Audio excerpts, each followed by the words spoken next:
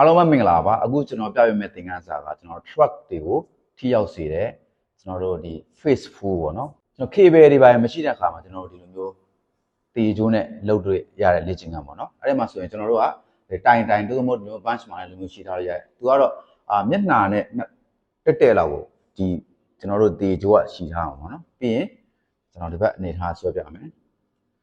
ဆိုတော့ခန္ဓာကိုယ်ဒီခြေထောက်ကိုပခုံးနဲ့အခြေခွဲထားမယ်ခန္ဓာကိုယ်ခေါင်းမှာဆိုရင်တောက်ထားမယ်ပြီးရင်မတ်ပဲရမယ်ရေမဖွင့်ထားမယ်ပြီးရင်ကျွန်တော်ဖြည်းဖြည်းချင်းဆွဲတယ်ပြန်လွှတ်တယ်โอเคအမှကိုယ့်ရဲ့ဒီတေကျိုးအတူအရှိပုံမူတည်ပြီးတော့ကျွန်တော်တို့က adjust လုပ်လို့ရဖြစ်တယ် squeeze အနောက်ကိုရောက်တဲ့ခါမှာကျွန်တော်တို့1 second လောက် squeeze လုပ်ပြီးတော့ပြန်လွှတ်တဲ့ခါကျရင်ကျွန်တော် muscle concentrate လုပ်ပြီးမှလွှတ်အောင်နော် muscle ကိုဆွဲဆန်းလာမယ်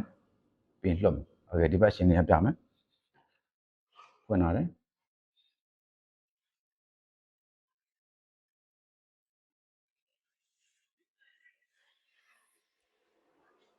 ဟုတ်ကဲ့အခုဆိုရင်ဒီလေ့ကျင့်ခန်းကိုလိုက်ပြီးလေ့ကျင့်လို့ရမှာလို့ယုံကြည်ပါတယ်ကျေးဇူးတင်ပါတယ်